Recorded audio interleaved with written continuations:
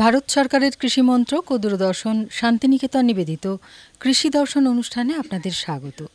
আজ আমরা এসেছি বাঁকুড়া জেলার গঙ্গাজল ঘাঁটি ব্লকের অন্তর্গত পাবড়াডিহি গ্রামে।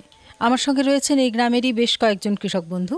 তাদের সঙ্গে কথা বলবো এবং কথা বলে জানবো তাদের সারা বছরের কৃষি সংক্রান্ত অভিজ্ঞতার কথা এবং কিছু জিজ্ঞাসা থাকলে সে কথাও, এবং সেই সমস্ত জিজ্ঞাসার সূত্র ধরে কিছু সমাধান সূত্র জেনে নেব আজকের অনুষ্ঠানে যারা উপস্থিত রয়েছেন কৃষি বিশেষজ্ঞ হিসেবে তাদের কাছ থেকে। আজ উপস্থিত রয়েছেন শঙ্কর দাস, যিনি সহকৃষি অধিকর্তা গঙ্গাজল ঘাঁটি, এবং উপস্থিত রয়েছেন সাগর বন্দ্যোপাধ্যায়, যিনি সহকৃষি অধিকর্তা শস্য সুরক্ষা বাঁকুড়া। আমরা প্রথমেই যাব কৃষক বন্ধুদের কথায়, জেনে নেব তাদের সারা বছরের কৃষি সংক্রান্ত অভিজ্ঞতার কথা এবং যদি থাকে জিজ্ঞাসা অবশ্যই সে জিজ্ঞাসার কথাও। আপনার নাম?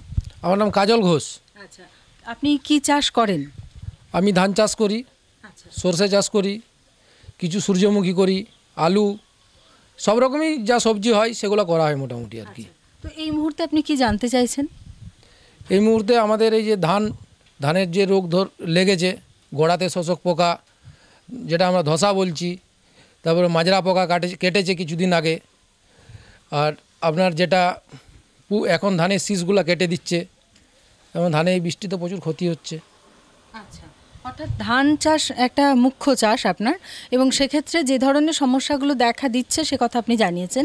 জানবো এ থেকে বাঁচতে গেলে কি করতে হবে আমাদের।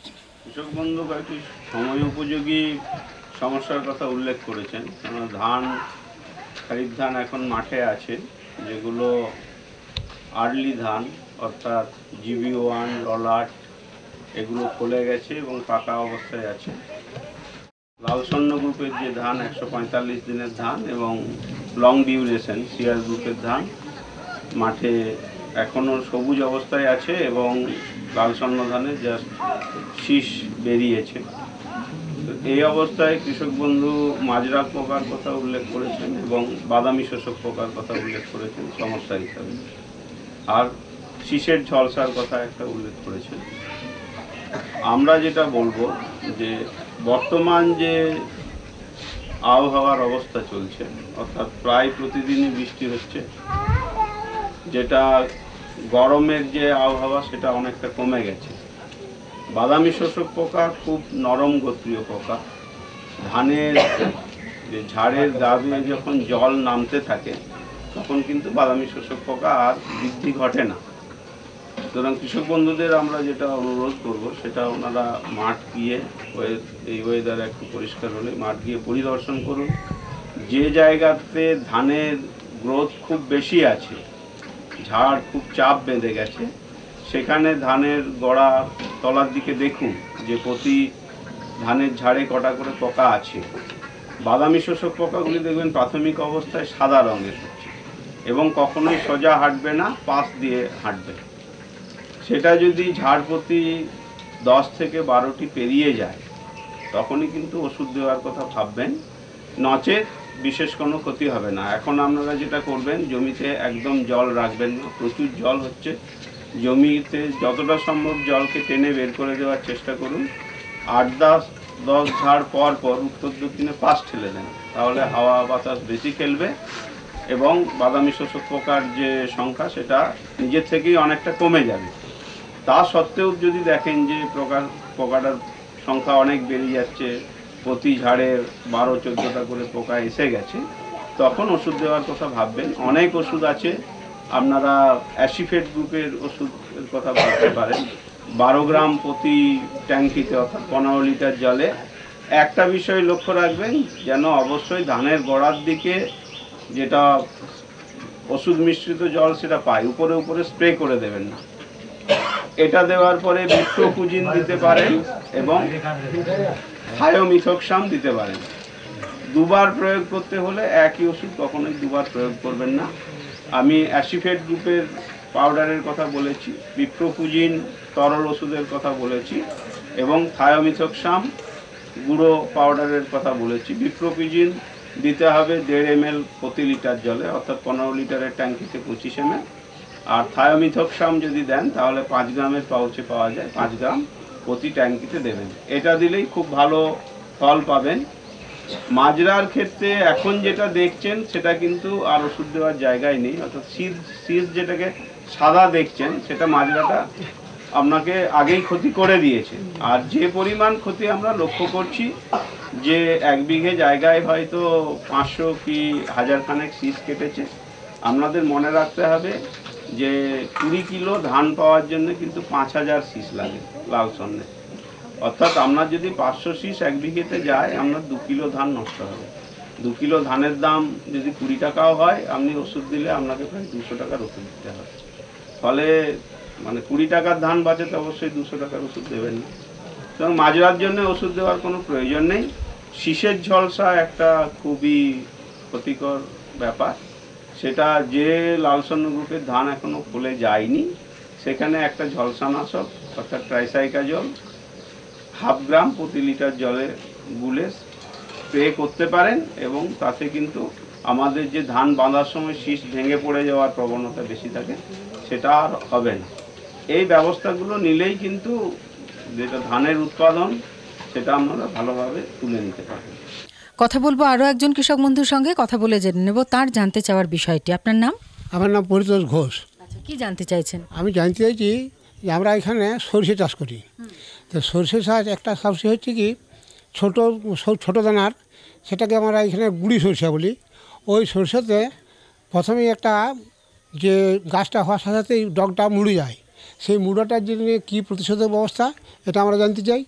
এবং ওর যখন শুটিটা হয় সেই শুটিটার সময় যে রসটাকে শুষে খেয়ে যায়, ফলে যে ফলটা আরও দুর্বল হয়ে যায়, সেইটার জন্য কী প্রতিষেধক ব্যবস্থা এটা আমরা জানতে চাই। তারপরে গুড়ির পরে আমরা সাদা সরিষা ব্যবহার করি। তো সাদা সরিষা তো অনুরূপ ওই যেমন ডগটা মুড়ি যে পাতাটাকে জড়ো করে দেয়, তার প্রতিষেধক ব্যবস্থা। এবং ওতে যে আবার শুটি হওয়ার সময় শুটিটা হয়েছে, শুটি হওয়ার পরে যখন যায় সবুজ পোকা যে সে আক্রমণ করে, সেই সবুজ পোকার যে প্রতিষেধক ব্যবস্থা তার উপর আমরা জানতে চাই। আচ্ছা, এরপরে একটা হাইব্রিড লাল সরষে মোটা দানা, সেই মোটা দানার গাছগুলো আকারে বড় হয়, এবং গাছটা বড় হওয়ার ফলে সেখানে দেখা যায় প্রচুর পরিমাণে একটা সবুজ পোকা, যেটাকে মামড়ি পোকা এরকম বলে আমাদের এখানে উল্লেখ করে, সেই পোকাটার আক্রমণ উপদ্রব বেশি দেয়। সেই পোকাটা কীভাবে দমন করা যায়, আচ্ছা ওই একটা জানতে চাই। এবং দ্বিতীয় কথা হচ্ছে ওই সরষেটাতে আবার শুটিটার পরে দেখা যায় যে অত্যন্ত মেড়ি পোকা, যে সব কালো কালো ধরনের পোকা, এই কালো এবং সাদা দু রকমের পোকা সৃষ্টি হয়।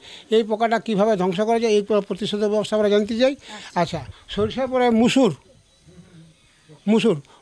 সর্ষেটা আমরা জেনে নিই, আর মুসুর সম্পর্কেও জানতে চাইছি। হ্যাঁ, আচ্ছা মুসুর গাছ আমরা প্রথমে এখানে অল্প সামান্য সার দিয়ে ব্যবহার করি। কিন্তু মুসুর গাছে দেখা যায়, লক্ষ্য করেছি প্রথমেই যে গোড়াগুলো আস্তে আস্তে যখন ছোটো চারা থেকে ধসা হয়ে যাচ্ছে, চারা আস্তে আস্তে শুকিয়ে যাচ্ছে, সে তার কি শুকিয়ে যাতে না যায়, চারাগুলি সবগুলি যাতে উঠে, তার জন্য কী প্রতিষেধক ব্যবস্থা সেটা আমরা জানতে চাই। অনেক অনেক ধন্যবাদ। আমরা জানলাম অনেক রকমের সমস্যা রয়েছে, এবং সবথেকে বড় কথা যে কৃষি সংক্রান্ত নানান জিজ্ঞাসা রয়েছে, সেই সমস্ত জিজ্ঞাসার কি উত্তর হতে পারে, অর্থাৎ সঠিক পথ নির্দেশিকা কী হতে পারে জেনে নেব আমরাও। চাষি বন্ধু পাউলাডি গ্রামের উনি প্রশ্ন করেছেন সরষে চাষ সম্বন্ধে, তার বিভিন্ন উপায় এবং রোগ পোকা সম্বন্ধে উনি জানতে চেয়েছেন। সেই সম্বন্ধেই বলি, ধানের পর আমাদের এই সব এলাকাতে প্রধানত সরষেটা একটা প্রধান ফসল হিসাবে আমরা রবি শস্যে ধরে থাকি। এই সরষে চাষের জন্য আমরা অনেক ধরনের ভ্যারাইটি বাজারে পাই। চাষিরা মূলত যে সমস্ত জমিগুলোতে ধান চাষ করতে পারেন না, সেগুলোতে আমাদের আর্লি যে সরষেটা হয় সেটা করে থাকেন, এবং পরবর্তীতে বাকি সরষেগুলো করে থাকেন সাদা সরষের চাষ। এই চাষটা করার ক্ষেত্রে প্রধান সমস্যা কিছু পোকার উপদ্রবের কথা চাষি ভাই জানতে চেয়েছেন। তার কারণ কিন্তু মূল হচ্ছে টাইম অফ সোয়িং, অর্থাৎ ঠিক সময় যদি আমরা সরষেটাকে লাগাতে পারি তাহলে কিন্তু আমরা এটা ওভারকাম করতে পারি। এই জায়গায় দাঁড়িয়ে আমরা বলবো যে 15ই নভেম্বরের মধ্যে যদি সরষেটা আমরা লাগানো কমপ্লিট করতে পারি সাদা সরষে, অর্থাৎ কার্তিক মাসের মধ্যে, তাহলে কিন্তু আমাদের যে অ্যাফিড বলি যেটাকে, বা যেটাকে মাছি বলছেন চাষিরা, সেই সমস্যাটার থেকে আমরা একটুকু দূরে থাকতে পারি। এখন চাষিরা অনেক ক্ষেত্রেই জমি ফাঁকা পান না, বা আপনাদের যে জায়গাতে লাগাবেন সেই জায়গা তৈরি করতে পারেন না। আবার এবছরের যদি আপনি পরিসংখ্যানে দেখেন তাহলে বৃষ্টি বেশি আছে, এবার হয়তো কিছুটা লেট হয়ে যেতে পারে, সেটা প্রাকৃতিক কারণে। কিন্তু আমরা যদি ঠিকঠাক প্রাকৃতিক অবস্থা পাই তাহলে আমরা কিন্তু সরষেটা 15 দিনের মধ্যে লাগিয়ে দিতে পারলে আমাদের ভালো হয়। এরপরে যেটা মূল প্রশ্ন আমাদের, যে সরষের তো তেলটা আমাদের মূল দরকার, সেই তেলের পার্সেন্টেজ থাকে এবং সেই তেলের পার্সেন্টেজটা বাড়ানো আমাদের মূল দরকার, তার ঝাঁঝটা। এটার জন্য আমরা বিভিন্ন ধরনের সার বাজারে পাই। আমাদের একটা প্রবণতা চাষিদের আছে যে আমরা অন্য ধরনের সার দিয়ে সরষেটা চাষ করে দিই, অর্থাৎ 10-26-26 ডিএপি, কিন্তু এটা কিন্তু একদমই কাম্য নয়। কারণ আমাদের সরষে চাষে সালফার একটা গুরুত্বপূর্ণ উপাদান, সেই উপাদানটা দিতে হলে আমাদেরকে বাইরে থেকে প্রয়োগ করতে হয়, সেটার দাম আছে এবং সেটা বাইরে থেকে কিনে দিতে হয়। কিন্তু আমরা যদি স্টেট ফার্টিলাইজার অর্থাৎ ইউরিয়া, এসএসপি এবং এমওপি এই তিনটেকে আমরা আলাদা করে দিতে পারি, আমাদের যে সারের ডোজ আছে 40-20-20 সেই ডোজে, তাহলে আমরা কিন্তু এই জায়গাটা কিন্তু আমরা ওভারকাম করতে পারি। কারণ আমরা এসএসপির থেকে সালফারটা আমরা এমনি বা বিনা পয়সাতে পেয়ে যাই, এবং এটা দিলে সরষের তেলের যে ঝাঁঝ সেটাও বাড়ে এবং তেলের পরিমাণটাও বৃদ্ধি পায়। তৃতীয় যে প্রশ্নটা উনি করেছেন সেটা হচ্ছে মূলত পোকা নিয়ে। পোকা নিয়ে করেছেন, গুড়িয়ে যায়, পাতা কুকড়ে যায়, হ্যাঁ, রস খেয়ে নেয়, এই ধরনের যে পোকাগুলোর কথা বলেছেন, সেক্ষেত্রে চুষি পোকার কথাটাই উনি উল্লেখ করেছেন বেশি, অর্থাৎ বিভিন্ন ধরনের চুষি পোকা এবং অ্যাফিড, যেটা আমরা অনেক ক্ষেত্রেই কন্ট্রোল করতে পারি না, বিভিন্ন ধরনের ওষুধ মিক্সচার করে দিয়ে ফেলি চাষিরা, আমাদের নির্বুদ্ধিতার কারণেই বলুন, হ্যাঁ, সেই কারণে আমরা দিয়ে দিই এটার সঙ্গে এটা মিশিয়ে, কিন্তু হয়তো সাময়িকভাবে সেই অ্যাফিডটা বা সেই পোকাটা সেখান থেকে চলে যায়, কিন্তু 7-10 দিন পরে সেটা 3 গুণ কি 4 গুণ হয়ে আমাদের জমিতে কিন্তু ফিরে আসে। এই জায়গাটার থেকে বিরত থাকতে গেলে আমাদের ওষুধটার প্রতি যেমন লক্ষ্য রাখতে হবে, তেমনি লক্ষ্য রাখতে হবে যাতে করে আমরা ঠিক মাত্রায়, ঠিক পরিমাণ জলের সঙ্গে এবং আঠা সহযোগে এটা প্রয়োগ করতে পারি, এবং আমরা যে সময় স্প্রে করি সেটাও একটা গুরুত্বপূর্ণ বিষয়। আমরা সাধারণত দেখা যায় যে আমাদের কাজ শেষ হলে সন্ধ্যের দিকে একটা স্প্রে করে দিয়ে চলে যায়, কিন্তু পড়ন্ত বিকালে স্প্রে করাটা খুব জরুরি।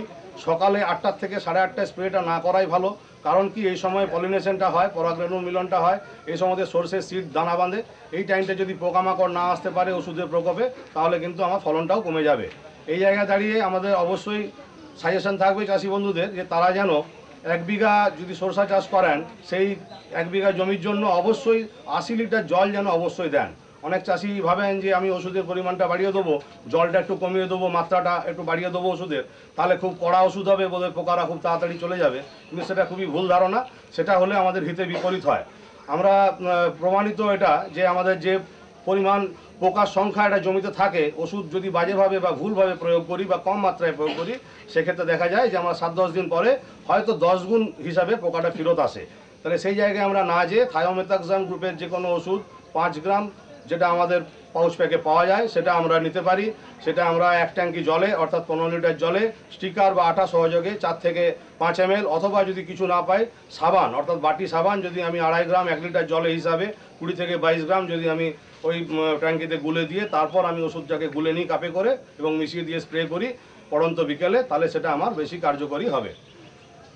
2 নম্বর যে ফসলের জন্য উনি প্রশ্নটা করেছেন চাষি বন্ধু, যে মুসুর চাষ একটা অবশ্যই এখন আমাদের খুবই লাভজনক চাষ। মুসুর চাষ অবশ্যই আমাদের গঙ্গাজলঘাটি ব্লক এলাকাতে প্রায় 300 বিঘার উপরে মুসুর চাষ হয়। আমাদের এখানে ডাল মিলও একটা অলরেডি বসানো হয়েছে চাষি বন্ধুদের সুবিধার্থে। তাহলে আমাদের মুসুরের দামটা কিন্তু একটা ফ্যাক্টর, চাষিরা কেন এই চাষে ঝুঁকছেন দামটা। আর 2 নম্বর কারণ হচ্ছে এই চাষটা করতে যে আমাদের কিন্তু খুব বেশি সার প্রয়োগ, খুব বেশি জলের প্রয়োজন হয় না, অর্থাৎ বলা যায় যে বিনা জলে এবং খুব কম পরিমাণ সারেই কিন্তু মুসুর চাষটা হতে পারে। এই মুসুর চাষটা আরেকটা বড় গুণ আছে যে মাটির খাদ্য উপাদানও সে বৃদ্ধি করে। মুসুর আমাদের ডাল শস্য গ্রুপের মধ্যে পড়ে এবং চাষি বন্ধুরা জানেন যে আমাদের যে নাইট্রোজেন বাতাসে ঘুরে বেড়াচ্ছে, সেই ডাল শস্যের যে অর্বুদ বা গুটি শিকড়ে থাকে তারা বাতাস থেকে নাইট্রোজেন নিয়ে এসে মাটিতে মিশিয়ে দেয়, এবং তাহলে আমাদের যে কোনো ফসলের যে আমাদের ক্রপ রোটেশন বা শস্যাবর্তন বলি, সেইটার মধ্যে যদি আমরা একটা ডাল শস্যের চাষ করতে পারি সেটা অবশ্যই উপকারী মাটির পক্ষে বা পরবর্তী ফসলের ক্ষেত্রে। মুসুর চাষে যেটা মূলত সমস্যা উনি বলেছেন যে উইল্টিং অর্থাৎ ঝলে পড়া রোগ, এবং এটা মরচে মরচে ভাব হয়ে যায়, তারপরে সেই দেখা যায় যে সেই জায়গাটা আমার বসে যায় মুসুরটা। এটার ক্ষেত্রে সবচেয়ে ভালো উপায় প্রথমেই বলবো যে সারের যে ইউরিয়া সার এর মাত্রাটা কিন্তু অবশ্যই ঠিক করতে হবে।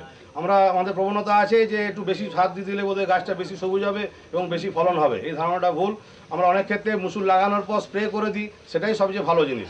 আমরা জমিতে যদি সার বেশি পরিমাণে প্রয়োগ করে দিই তাহলে এই রোগটা তাড়াতাড়ি হবে। এবং উইল্টিংয়ের জন্য আমরা কোনোভাবেই জল বা জলসেচটা বন্ধ করে দেবো উইল্টিং যে জমিতে আমরা দেখব।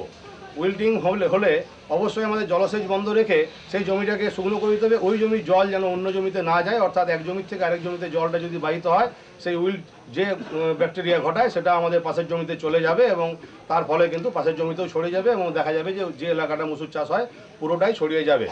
এই জায়গায় দাঁড়িয়ে মসুর চাষের জন্য আমরা চেষ্টা করব যে সময় মতো বীজটা লাগাতে, বীজটা শোধন করে লাগাতে এবং ডিএপি জাতীয় কোনো ওষুধ, কোনো সার যদি আমরা স্প্রে করে দিই 2% প্রতি লিটার জলে গুলে, তাহলে কিন্তু এই রোগটার প্রকোপ থেকে কিছুটা আমরা সরে আসতে পারি।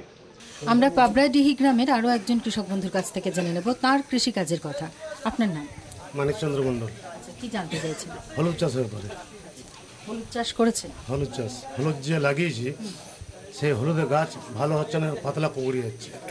সেই কারণে আমি জানতে চাইছি যে কোনটা করলে ভালো হয়। আচ্ছা আচ্ছা, হলুদ চাষ কিভাবে করতে হবে এবং পাতা কুঁকড়ে যাচ্ছে এই মুহূর্তেই বা কি করণীয় জানতে চাইছেন কৃষক বন্ধু, জেনে নেব আমরা। কৃষক বন্ধু একটি নতুন ফসলের কথা উল্লেখ করেছেন এবং আমাদের খুব ভালো লাগছে যে আদা হলুদ এই কন্দ জাতীয় ফসল আমাদের এলাকাতে ধীরে ধীরে জনপ্রিয়তা লাভ করছে, কেননা এই জাতীয় ফসলের দাম অনেক বেশি বাজারে পাওয়া যায়। তো হলুদ চাষের জন্য কৃষক বন্ধুদের আমি কয়েকটি বিজ্ঞানসম্মত উপায় অবলম্বনের কথা বলবো। সেটা যদি কৃষক বন্ধু সঠিকভাবে গ্রহণ করে চলেন, এই লাভকে আরও বেশি উনি করতে পারবেন। কেননা যদি কৃষকের যেটা প্রযুক্তি তার সাথে উন্নত প্রযুক্তির সঠিক মেলবন্ধন ঘটানো যায়, তাহলে কিন্তু কৃষিকাজ এখনো পর্যন্ত যথেষ্ট লাভজনক। হলুদের জাত হিসেবে কৃষক বন্ধুকে আমি কস্তুরি হলুদের উল্লেখ করব। উনি যে লোকাল যে হলুদ যে চাষ করেন সেগুলো সুটিগুলো একটু সরু হয় এবং যেটা গুঁড়ো করার পর যেটা মান সেটা একটু অনুন্নত।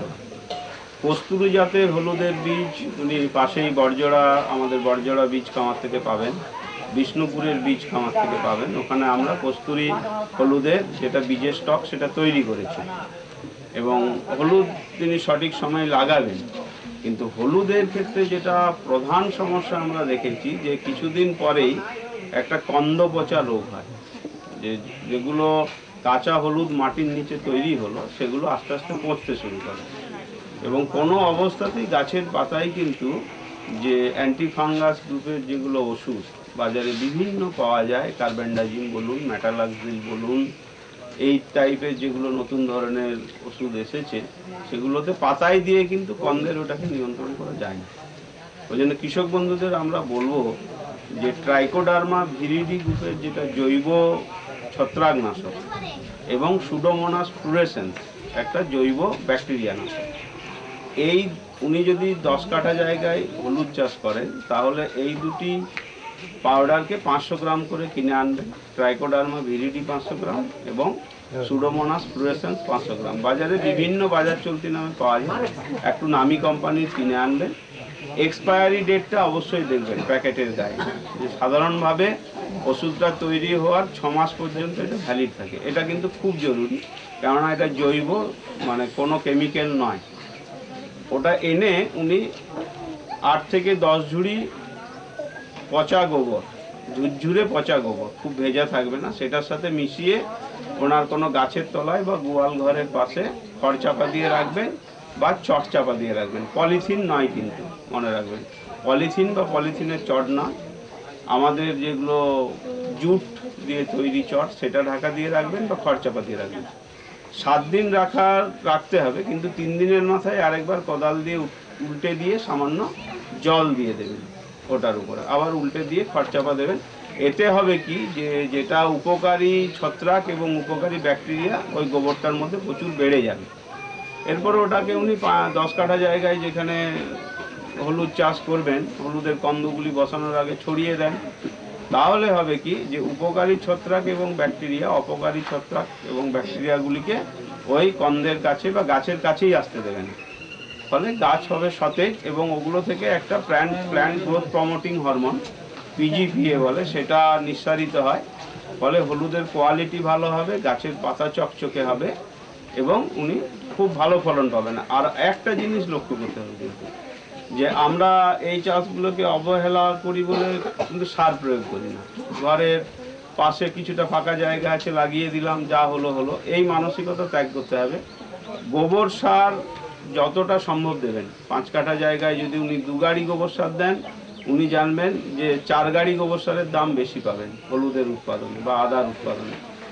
আর কিছু কেমিক্যাল সারও দিতে হবে। এবং কেমিক্যাল সারের মধ্যে আমরা বলবো যে স্ট্রেট ফার্টিলাইজার, অর্থাৎ এই কমপ্লেক্স ফার্টিলাইজার এখন কৃষক বন্ধুদের মধ্যে একটা প্রবণতা এসছে যে কম বয়ে নিয়ে যেতে হয় বলে ওই বস্তায় করে নিয়ে গেলাম, ছড়িয়ে দিলাম, যত এটার প্রবণতা একটু ত্যাগ করতে হবে। ইউরিয়া, সুপার ফসফেট এবং পটাশ আলাদা করে মিশ্রণ করে দেবেন।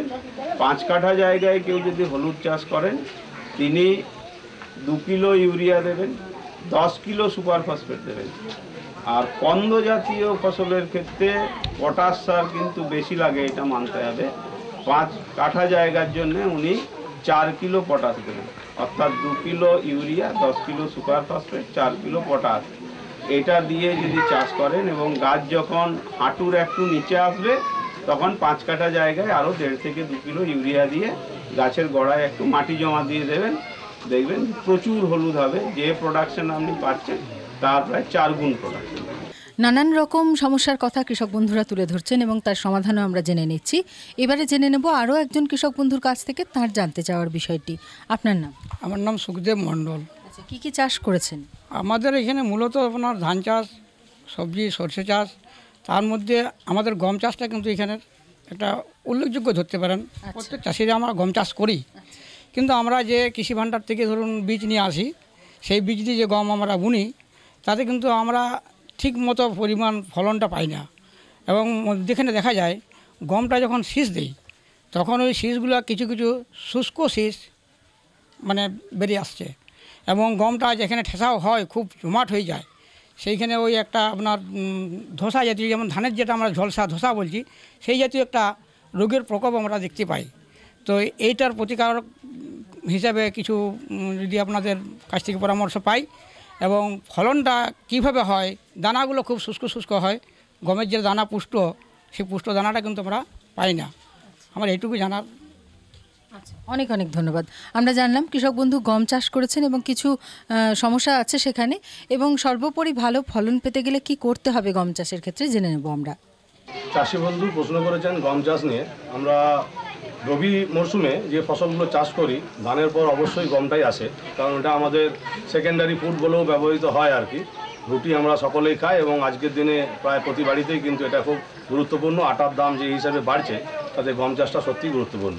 চাষি বন্ধু একটা খুব ভালো প্রশ্ন করেছেন যে বীজ নিয়ে, অর্থাৎ ওনারা বলছেন যে বাজার থেকে বীজ কিনেন। যাই হোক, যেই বীজ কিনুন না কেন চাষি বন্ধুদের অবশ্যই বীজের সম্বন্ধে একটুকু অবহিত হওয়া দরকার আছে, কারণ বীজ অনেক ধরনের বাজারে পাওয়া যায় এবং জাতটা নির্বাচনটা একটা গুরুত্বপূর্ণ বিষয়।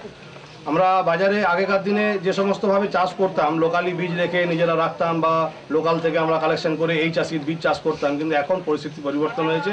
আমরা সংশোধিত বীজ চাষ করাটাই কিন্তু শ্রেয় মনে করি। নীল রঙের কার্ডটি দেখে চাষি বন্ধু এই বীজটি কিনুন বাজার থেকে, যে কোম্পানিরই কিনুন না কেন কার্ডটি দেখে নেবেন, তার ভ্যালিডিটি পিরিয়ডটি দেখে নেবেন, এবং তার সঙ্গে দেখুন যে জাতটা চাষ করবেন। আমরা বলি সাধারণভাবে যে সময়ে লাগানো সেই সময়টা কিন্তু খুব গুরুত্বপূর্ণ, অর্থাৎ নারকেল তেল জমে যায় যে অবস্থাতে, সেই অবস্থার পরে কিন্তু তারপরে কিন্তু আর লাগানোটা উচিত নয়, এটা কিন্তু আমাদের মাথায় রাখতে হবে। তাহলে সেই অবস্থাতে আমরা যখন জমতে শুরু করলো সেই সময়টাতে লাগানোর চেষ্টা করব। এবং PBW343 এই যে জাতটা আছে এটা আমাদের নতুন এসেছে, আমরা বিভিন্ন সরকারি প্রকল্পেও এই জাতটা দিয়ে থাকি। আগে আমরা সোনালিকা দিতাম, রাজলক্ষ্মী দিতাম, কিন্তু এখন বর্তমানে PBW343 এই জাতটি কিন্তু খুব উল্লেখযোগ্য এবং ভালো ফলন দেয়। আর যেটা বললেন উনি যে আমাদের যে চাষের ক্ষেত্রে আমরা মূলত দেখি প্রাথমিক অবস্থায় 21 দিনে যে আমাদের মুকুট শিকড় বের হয় সেই সময়তে আমরা জলটা এমনভাবে দিয়ে দিই, তার ফলে কিন্তু দেখা যায় যে আমাদের শিকড়ের বৃদ্ধিটা ব্যাহত হয়ে যায়, এবং যদি সেখানে উঁইয়ের প্রকোপ থাকে তাহলে কিন্তু আমরা উঁইয়েও অনেকটা ক্ষতিগ্রস্ত হয়ে যায়। তাহলে প্রাথমিক অবস্থায় গম গাছটা এইভাবে ক্ষতিগ্রস্ত হয়, তাহলে আমরা বলবো যে ছাঁচা যে সেচ সেটা কিন্তু অবশ্যই দেন, ঢালিয়ে মানে একদম প্লাবিত করে সেচ না দিয়ে মুকুট শিকড় যাতে ছড়াতে পারে সেই অবস্থা তৈরি করুন মাটির। এবং আমরা যেটা দেখব যে ওষুধ প্রয়োগটা যথেচ্ছভাবে না করে যে জলটা আমরা ছেঁচে দিচ্ছি তার সাথেই যদি আমরা কোনো উই মারার ওষুধ, অর্থাৎ যে ডার্সবান, অনুবান এই জাতীয় যে ওষুধ সেগুলো আমরা জলটাতে মিশিয়ে দিয়ে ছেঁচতে পারি, তাহলে কিন্তু খুব উপকৃত হবে। মূলত উই আমাদের একটা প্রধান সমস্যা থেকে যায়। আর যেটা পরবর্তীতে যেটা হয় মরচে টাইপের লেগে যায় একটুকু, সেই রোগটার জন্য আমরা যে কোনো ধরনের ফাঙ্গিসাইড বাজার থেকে পাওয়া যায়, সেই কেমিক্যাল না দিয়ে যেটা আমরা আগেও বলেছি যে ট্রাইকোডার্মা ভিরিডি এবং সিউডোমোনাস ফ্লোরোসেন্স 5 গ্রাম মিশিয়ে আমরা 1 লিটার জলে গুলে স্প্রে করতে পারি সেকে নিয়ে। আমরা এতক্ষণ বাঁকুড়া জেলার গঙ্গাজলঘাটি ব্লকের পাবড়াডিহি গ্রামের কৃষক বন্ধুদের কাছ থেকে তাদের নানান রকমের কৃষি সংক্রান্ত অভিজ্ঞতার কথা শুনলাম কিছু সমস্যার কথাও, এবং সেই সমস্ত সমস্যার সূত্র ধরেই জেনে নিয়েছি কিছু সমাধানের পথও জানিয়েছেন আজকের অনুষ্ঠানে উপস্থিত কৃষি বিশেষজ্ঞরা। আমরা আন্তরিকভাবে ধন্যবাদ জানাই কৃষক বন্ধুদের যারা তাদের মূল্যবান সময় দিয়ে জানিয়েছেন কৃষিকাজের কথা, এবং ধন্যবাদ জানাই কৃষি বিশেষজ্ঞদেরও যারা খুব সুন্দরভাবে জানিয়েছেন কি হতে পারে সমাধানের পথ। অর্থাৎ আপনারা যারা দেখছেন আজকের এই অনুষ্ঠান, আমরা আশা করব আমাদের আজকের এই আলোচনা আপনাদের আগামী দিনের কৃষিকাজের ক্ষেত্রে অত্যন্ত সহায়ক হয়ে উঠবে।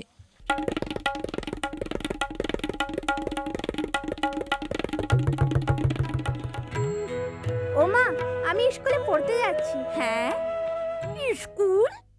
বিয়ের সময় তুমি না বলেছিলে তুমি লেখাপড়া জানো? আরে মা, ফার্ম স্কুলে যাচ্ছি চাষের বিষয়ে নতুন নতুন কথা শিখতে। আপনিও চলুন।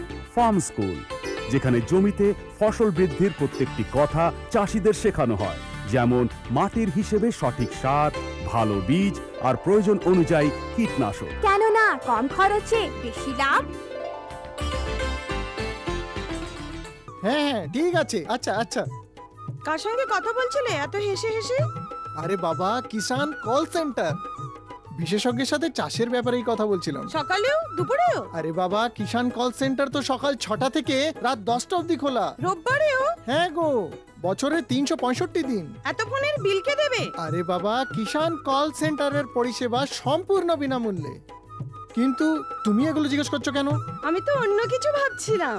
ও কৃষক ভাইরা কৃষিকাজ সংক্রান্ত সমস্যার নিজের ভাষায় তাড়াতাড়ি সমাধানের জন্য ভারতের যে কোনো ফোন থেকে রাষ্ট্রীয় হেল্পলাইন নম্বর 1800-180-15551-এ যোগাযোগ করুন। কৃষকের বন্ধু, কৃষকের কল সেন্টার।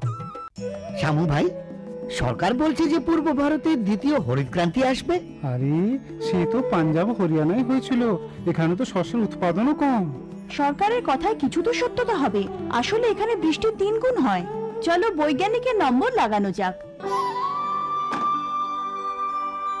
আরে বাহ, এসে গেছেন। নমস্কার প্রধানমশাই। হ্যাঁ ভাই, উর্বর জমির মূল্যকে বোঝো, শুধু প্রয়োজন সঠিক ধরন আর প্রযুক্তি গ্রহণ করার। পূর্ব ভারতে সরকার কম গভীর নলকূপ আর বোরওয়েলের নির্মাণের জন্য সহায়তা দিচ্ছে। কিন্তু সরকার থেকে আর কি পাবো? ভরপুর সাহায্য, জমির প্রস্তুতি থেকে নিয়ে ফসলের কাটাই পর্যন্ত প্রযুক্তিগত পরামর্শ। 1000 হেক্টয়ারের অজস্র এলাকায় চাল আর গমের বিশেষ প্রদর্শনী চলছে।